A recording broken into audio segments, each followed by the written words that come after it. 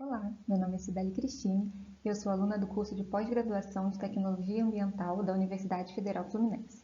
E eu vou estar apresentando o trabalho intitulado de Biosorventes, a utilização de resíduos agroindustriais na biosorção de metais pesados. Bom, o lançamento indevido de efluentes industriais no meio pode acarretar no aumento dos níveis de metais pesados. A grande problemática desses elementos estão no fato de que eles são muito tóxicos e que eles não são biodegradáveis, por isso podem se acumular na cadeia alimentar, provocando sérios danos ao ambiente e à saúde humana. Devido às preocupações com esses elementos, o Estado tem estabelecido legislações ambientais que visam controlar o grau de contaminação dos efluentes, além de obrigar as indústrias a aprimorar o processo do tratamento dos resíduos. Devido às suas características recalcitrantes, a remoção desses metais é considerada desafiadora. Por isso, diversas pesquisas são feitas com o intuito de desenvolver tecnologias que removam esses compostos de forma eficiente.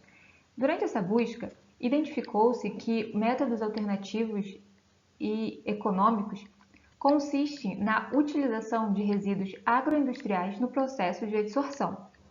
A grande vantagem desse método é a sua flexibilidade de operação, menor custo de projeto, alta eficiência na remoção e o fato de que eles não produzem substâncias nocivas. Outro fator importante é que esses resíduos causam prejuízos econômicos, sociais e ambientais para o país quando são descartados de maneira adequada. Dessa forma, a utilização de biomateriais no processo de adsorção é uma alternativa para minimizar os impactos negativos de seu descarte incorreto. Outro fator é que eles não exigem nenhum tipo de tratamento prévio para sua utilização no processo. E é chamado biosorção todo o processo que utiliza o dissolvente como material de origem natural. Tendo isso em vista, o objetivo desse trabalho foi realizar uma revisão bibliográfica acerca da técnica de adsorção utilizada na remoção de íons de metais pesados de águas residuais, considerando os resíduos agroindustriais como adsorvente eficiente, de baixo custo e promovendo assim a maior sustentabilidade na gestão desses resíduos.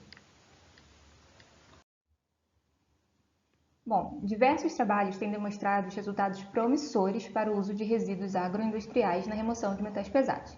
Aqui na tabela 1 tem exemplificando alguns desses trabalhos e também a capacidade máxima de adsorção dos metais.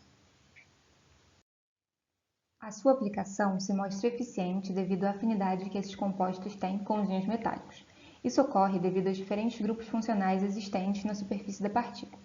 Outro fator é a grande superfície de contato e boa porosidade.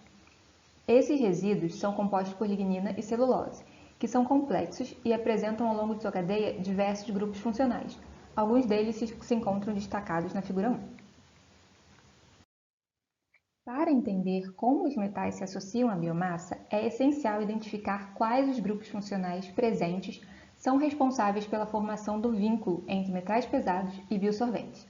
Um resumo dos principais grupos funcionais responsáveis pela biosorção foi proposto por Volesky em 2007. Tais grupos podem ser encontrados na tabela 2, junto com essa fórmula estrutural e as principais ocorrências.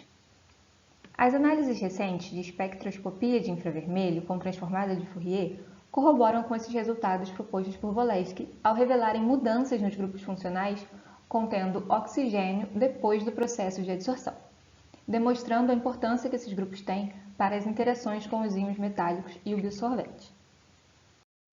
A biosorção de metais pesados é um processo complexo e envolve diversos mecanismos. Normalmente, ele é descrito em 4 etapas. A primeira é a transferência dos íons dos metais pesados em solução para a camada limite do biosorvente. Em seguida, ocorre a transição da camada limite para a superfície, que é seguida pela interação com os sítios ativos. A conexão entre os íons metálicos e os grupos funcionais do biosolvente seria a última etapa. Outra vantagem dessa técnica é a possibilidade de regeneração do resíduo. Isso oferece uma economia no método, porém, para que seja uma realidade, a desorção deve manter o biosolvente eficaz e o eluente não deve ser poluente. E ele também precisa ser barato. A questão mais importante para a aplicação de um processo de desorção eficiente é a escolha do eluente correto. Uma etapa de desorção incompleta modifica a estrutura do material, influenciando no número de sítios ativos, e grupos funcionais da superfície, o que afeta negativamente os próximos ciclos. Avaliar a cinética química da reação é uma forma de identificar as condições operacionais ótimas para a elaboração de projetos de sistema de adsorção. Os modelos cinéticos comumente utilizados serão apresentados a seguir. Esse estudo objetiva avaliar a velocidade que os íons metálicos são absorvidos e o tempo levado para o sistema atingir o equilíbrio. Verifica-se a influência dos fatores massa de adsorvente, concentração inicial do metal, velocidade de agitação, pH e temperatura. A cinética pode ser de pseudo-primeira ordem ou de pseudo-segunda ordem. A de pseudo-primeira ordem considera que a velocidade de ocupação dos sítios ativos é proporcional ao número de sítios disponíveis, que a reação é reversível e a adsorção é física. Já na de pseudo-segunda ordem, assume que o processo é de natureza química, logo, envolve forças de valência e troca de elétrons. Descreve o processo sobre toda a faixa de tempo, enquanto a de pseudo-primeira ordem normalmente descreve apenas os minutos iniciais. As isotermas de adsorção são modelos matemáticos que partem de alguma simplificação para representar a realidade. A seguir, eu vou falar um pouco de cada um de seus pressupostos. O modelo de Langmuir tem as seguintes hipóteses. A adsorção ocorre em monocamada, a energia de adsorção é homogênea em toda a sua superfície, e a capacidade de um sítio ativo adsorver uma molécula é independente da ocupação dos sítios vizinhos.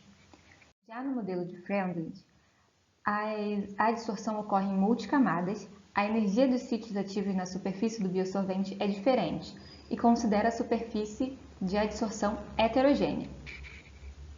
Aqui nós podemos ver algumas equações que também são normalmente utilizadas para determinar as isotermas, a de Ricci e a de Pearson e a DR.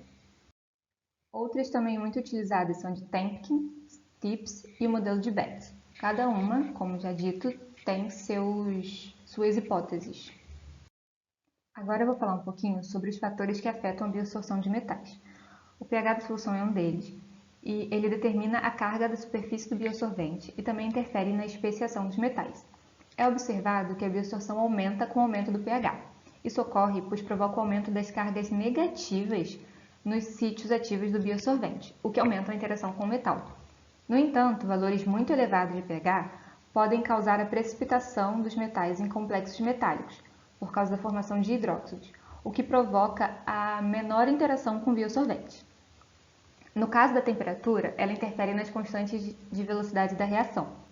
Na maioria das vezes, provoca um aumento da eficiência, mas ela deve ser mantida dentro de uma faixa específica, que varia com o material usado, porque um aumento muito elevado da temperatura pode provocar a degradação desse material. Já a dose de bioabsorvente, o que se observa é um aumento da adsorção. Porém, doses elevadas podem provocar a sobreposição de sítios ativos, o que diminui a eficiência do processo. Com o aumento da concentração inicial do metal, se observa que a quantidade de metal absorvido por grama de biomassa tende a aumentar. Isso ocorre pois provoca o aumento da atração eletrostática entre os íons metálicos e o biosolvente. No entanto, a porcentagem total de remoção diminui, provavelmente pela saturação dos sítios de ligação.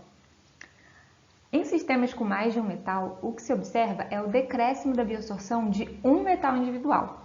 Porém, no total de metais absorvidos não tende a variar muito. E a eficiência vai variar de acordo com a composição iônica da solução.